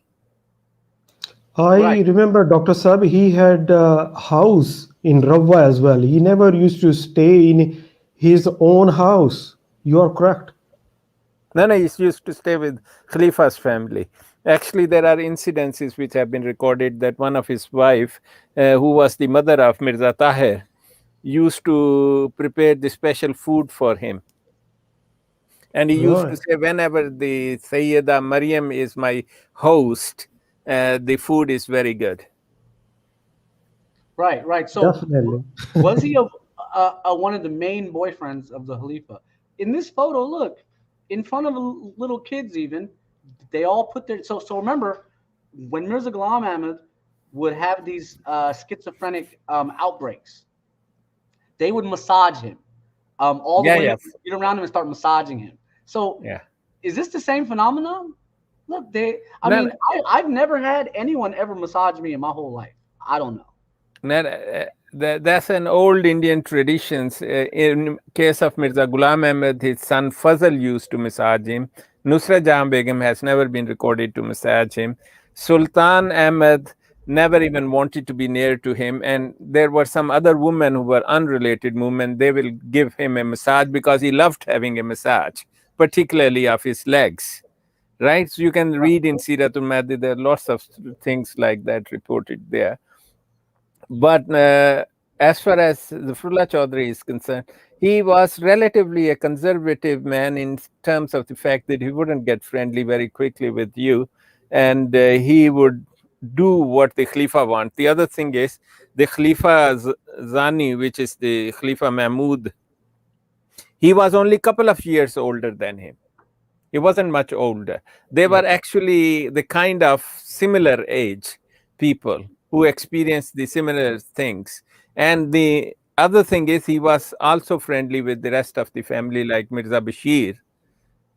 And the thing goes that he probably studied with Mirza Bashir, but in a different subjects in Government College, Lahore.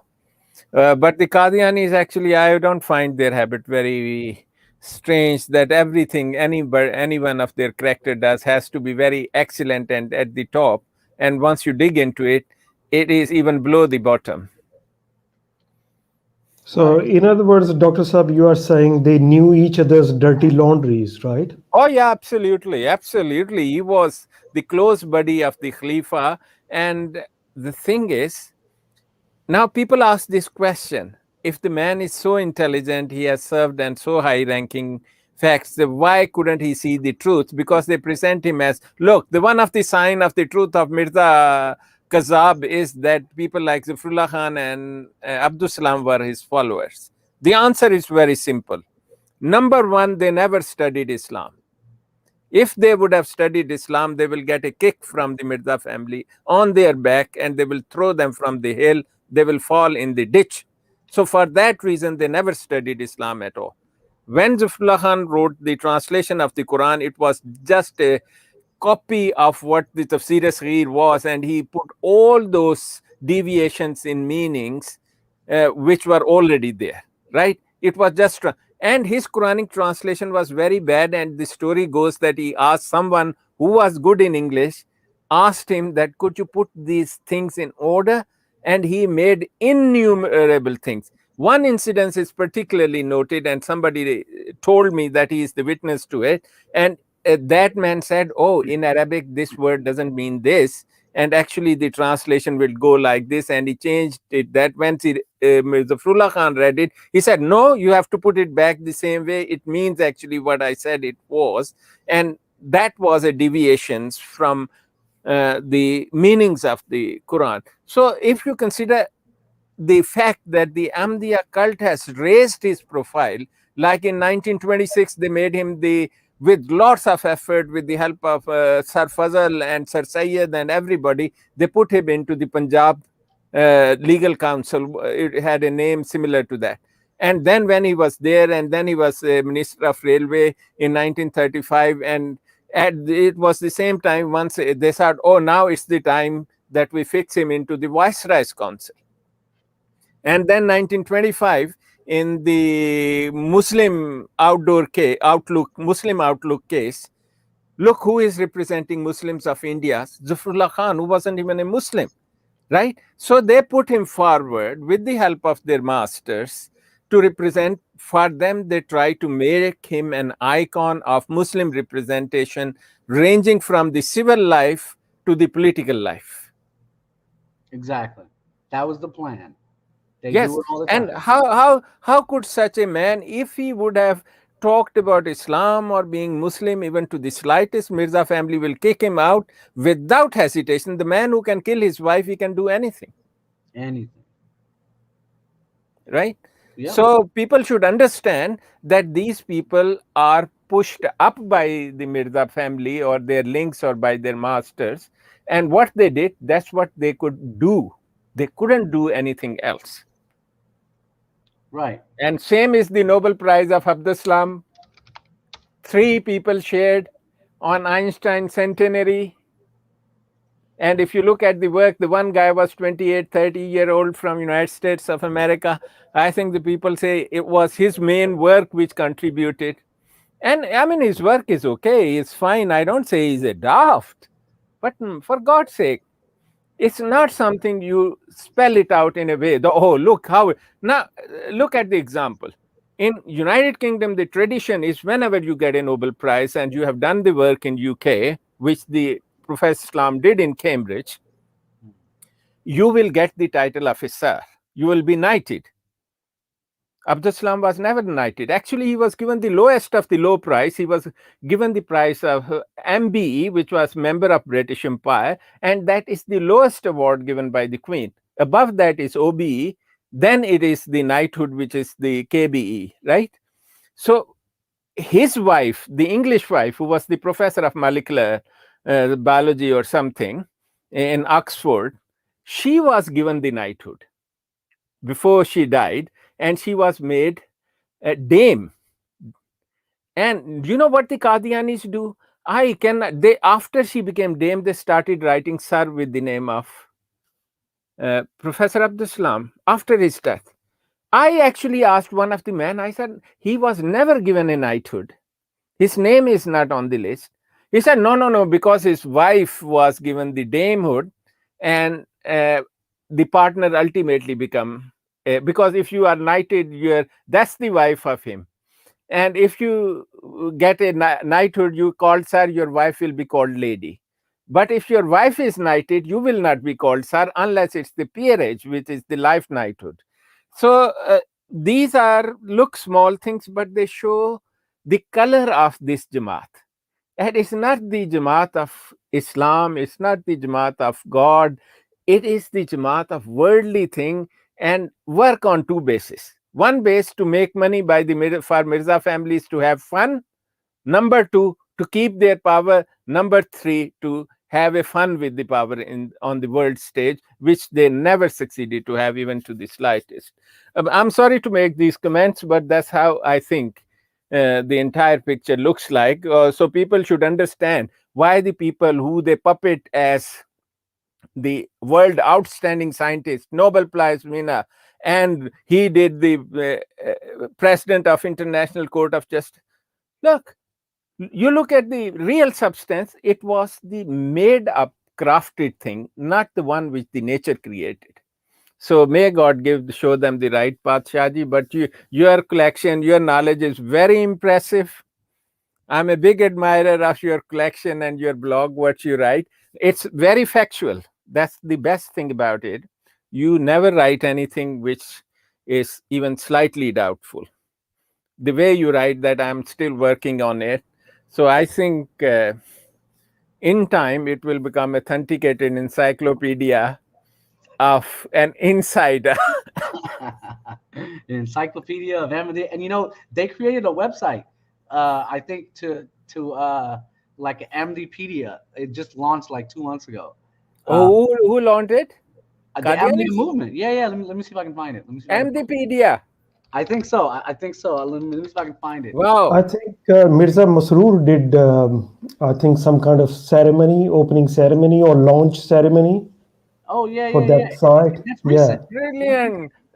now we have got a website of lies. You see? Now you can teach your children what a lie look like. And There then is a look, website.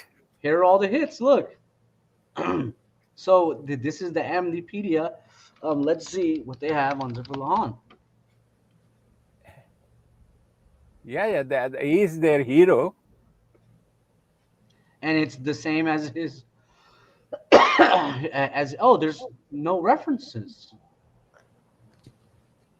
Oh, So the basically, reference doesn't matter to Qadianis. Their reference is 30 pages before, 30 pages. You know, Shahji, about reference, I keep on telling them, once we examine people, and you do this, you are a professor as well. Once they bring a thesis to you, they quote 2-3 lines for the reference. Did you ever ask them, bring 20 pages before, 20 pages after? Have you read it before? Have you read it after? Oh my God, we don't even care what he said. We just read the 2 lines he's quoting. If they are truly from that book, we say, brilliant.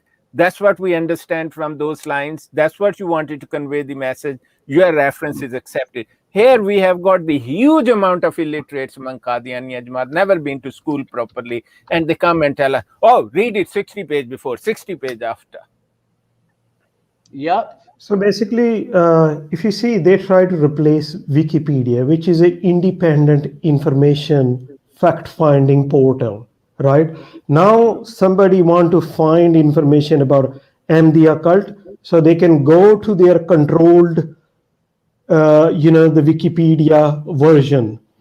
That is basically to control their narratives, so they stay within the bubble of their own, media outlets. Right. This is a PDF, the lies. If you want to Yeah. look at the pure lies and propaganda, it should be called the Liepedia. The like. Absolutely. And then look, this is all they could muster on Abdus Salam. Are they serious? No, they are in a process. They are creating topics. In time, they will edit and they will create all the lies. They are just creating topics. You see, I know their inside habits. These people who create these kind of websites for them it matters that how many hits you get and how many brief things you write. And then they will ask their people, oh, be Mukhlis Ahmadi and go and write something nice. First, show us what you are writing. If it matches their mentality and their aims, they would let it on the website. Otherwise, they will say, no, leave it. Right. So they could have just copied and pasted. Look, I think this is like 20 pages, what I've collected. And they come up with 4 paragraphs. So they're working on it. They know that information is a problem. And on Wikipedia, I have a Wikipedia account.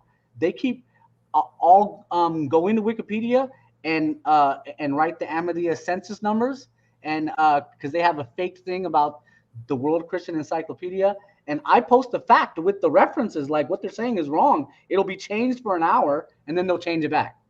Oh yeah, there is a semi-lock on all the articles about Qadianiyat. Even if you are a member and you edit it, it goes through some censor kind of thing, and then they put it back. They will only let the things in if it favors them. So the Wikipedia doesn't realize it's accumulating a fake information, and it'll become unreliable in time because of this habit. Yep. So check this out. This Wikipedia page, it's factually incorrect. Yes.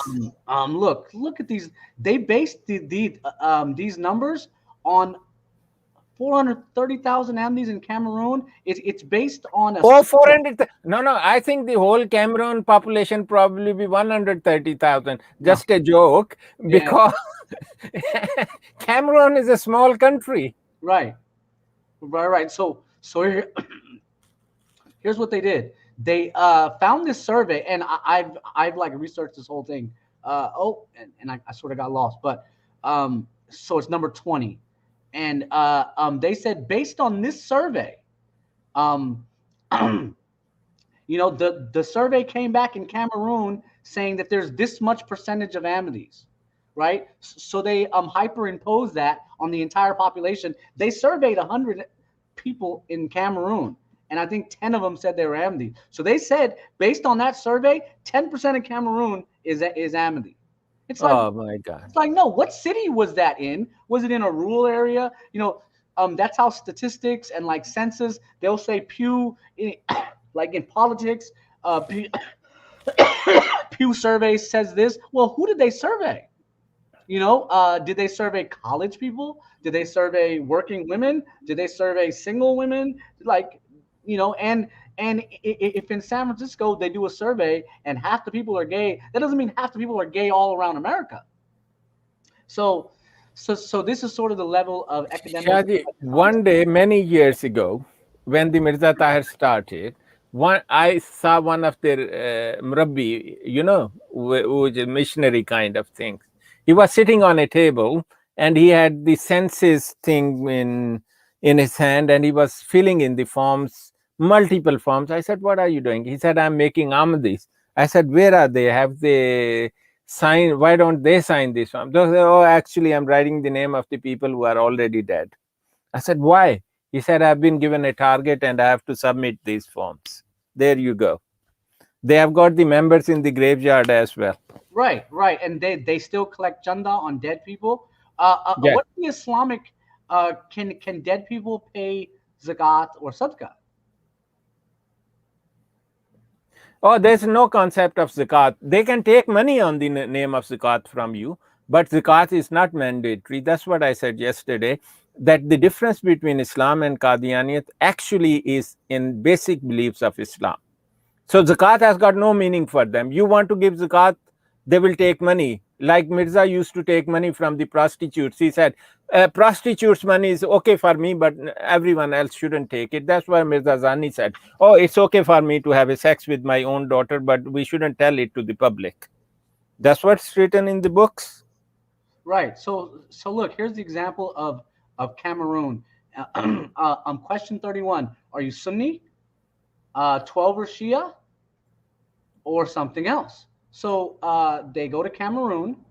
27 people say that they're Sunni. 3 people say that they're Shia. Look, there's a column for Ahmadi. Oh, so 12 people said they're Ahmadi, but maybe they don't even know what that is, and they're just filling out a box, right? Then look, there's 40 people who are just a Muslim. Look, that's what I say. I'm just a Muslim. That's the majority of the Muslims in Cameroon. They say they're just a Muslim. And then the last one is what does that say? Don't know. So they hyperimposed this number and said 12% of the Muslims in Cameroon are Ahmadi, which that's a silly lie. And I disproved it. Shaji, let's assume this number is real, right? Let's assume it. There should be X amount of parliamentarian representing those population, right? Area of population. So how many parliamentarians elected from those areas where those MDs live? Actually, 0. Yeah. We just gave benefit of doubt. We say, okay, we accept that number, right? There should be a representation in their government. There should be a elected member from their areas. This is just all garbage, fudged figures. That's what it is. Yep. So they took that 12% and they found out 24% of the country is Muslim. Look, I wrote the whole thing here, and so I did research on it. And I said, well, in the first Jalsa Salana was held barely 7 years ago. That's an indication of how many Ahmadis there are. If they're barely having Jalsa Salana, that means they're. So I have today 500 Ahmadis in Cameroon. There's no way it's 430,000. So and then look, I got 1 missionary, and in Cameroon, I think they speak French, so it has to be a French missionary. And then here's their places of worship. I just found a few. So 500,000 people. They're claiming. How many places of worship they have? I found and there's a website here. Pull it up. This is their own website. There's another one called Ahmadiyya. But look, there's one. There's one. Just one. Yeah, look. Oh yeah. That didn't open. How many people would fit in there? Yeah, 400,000. Yeah, you're claiming 400,000. Well, what? 500,000? How dare you? Then look, there's another website that I go to all the time. I don't want to give out my secrets, but they know Ahmadiyya buildings instructors. So then I go here and I say, oh, well, what do they have in Cameroon? And it's not even listed. And I'm like, well, if it's not even listed on this website, then the number is negligible. So, yep, we could go on and on, but we should probably wrap up because we're coming up on 2 hours. Let's get the final comments and say Assalamu alaikum, and that's it. Right. I think that there was probably 1 or 2 people in Cameroon, and they thought no one will discover how many people we signed to Cameroon. So we are very lucky they didn't say there are 10 million, because that would exceed the population of Cameroon. And so they can have fun with this. This is their old habits. Unfortunately, I have never seen any cult or anybody, any group of people who are based on such pure lies and such a kind of conduct and behavior, which is totally unethical right from the beginning to the end. So, but unfortunately, 90% of the people who are there following them, they are unaware of these things. They very sincerely believe that they are the real and the true Muslim, and rest of them are rubbish around them. Whereas the fact is, it is other way around. Rest of the people are the real Muslims, and you have been given a lollipop of lies. You should once in your life stand out and read about the Islam which the other people follow, know what they say about you, know what they follow, and compare it what you do and what you follow. Then you will be in a position to make a fair decision who is right or who is wrong. And that's very important for everybody. Once in his life, he should do that. May God show you the right path. And Dr. Saab, so I got the data. In Cameroon, there are, and I lost it, 26 million people. That's the state I live in California, there's 40 million people. So 26 million people. About a quarter of that are Muslim. And Muslims dominated this area until the Christian colonists showed up. And now about half the country's Christian. So about half the country's Christian, a quarter is Muslim. So from that 25%, they say, well, 12, if you divide, and that's where they come up with the 400,000 number. They say, no, we are 12% of the population of Muslims. So they say, since there's, what's a quarter of 25 million? What is that? 7? Almost 6-7 million. So then they get 12% of that and say, oh, that's the number of Ahmadis. That's so ridiculous. Like, no, it doesn't match. You see, they don't match. Actually, they don't believe in mathematics and the things which would make sense to you. They say Khalifa has said there are these many people and there are these many percent. So it's a divine thing. You follow it. And that's it. Exactly. So, okay, Brother Ali, final comments. Yeah, I mean, I will continue talking about that Cameroon population because I wanted to say a few things. If you see let's say 25 million or 26 million total population, out of that, quarter is basically Muslim. And if we take 14% or even half of it, it comes down to nearly 6-7 million. Out of 6-7 million, if we say 12% are Ahmadi, right? So we are talking about nearly 2.5 million, 3 million Ahmadis in that country. So imagine 2-3 million Ahmadi living in that country. They should have good representation in their parliament. They should have at least in a position to topple down governments. You know, they could have a huge power. I mean, they should move there and their Khalifa should live there, right? So 3 million people living in one country. Wow. What it tells us. They say there are 30,000 in UK. How many are the real number, Ali Bhai?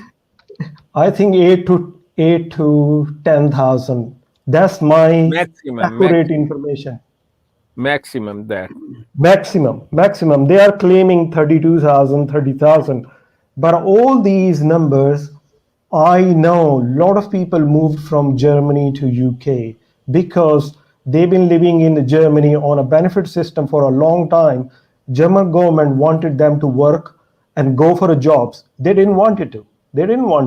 What they did, they basically came down to UK and used their legal documents to live in the UK. So how their numbers are increased, and that's how they reached to even 10, 12,000 numbers in the UK. But anyway, my message is very clear. Just look into the facts. Check out Shahji's website. All those details are there. All these references are there. Just look at all these facts with a clear mind, and you will see the deception. It is a total deception. So you got to make your mind and choose the right path. There is no point following blindly and falling for their, lies. You have all this information available, and Shahji's blog got complete details, very comprehensive details there. So there should be no excuse. That's my message. Yep. Thank you, brother. And just for some jokes at the end here, 15,000 Qadianis in Argentina? You got to be kidding me. There's one Murabbi, and I've seen his Twitter handle. There isn't even a place to worship. 100,000 in Bangladesh? Dr. Saab, that's ridiculous. I've done the full analysis. It's on my page. There's no way. We talked about Cameroon. 220,000 in Chad? That's an old French colony. 550,000, 500,000 in the Congo? Come on, what are we talking about? Shahji, I said they have obsession with the zeros. Look, 50,000 in Egypt. Are you what? How did this happen? 635,000 in Ghana, 1 million in India. If they had 1 million Impossible. in India, Million. In India, there are 8,000-9,000 maximum. And they've written this whole. I've tried to edit this Wikipedia page over 20 times. My username is Bashir1886. Is that funny? But okay. 500,000 in Indonesia, 200,000 in Kenya, 250 in Mali, 85,000 in Liberia, not almost 1 million in Niger. They barely got access to Niger 10 years ago. 2.8 million in Nigeria. And of course, look, for Pakistan, they're like, we don't know. Okay, then Senegal, Sierra Leone. Look, how much in Pakistan? 600,000 to 4.9 million. They said, oh, boy. Wow. I think all Qadianis, please leave this lying sect.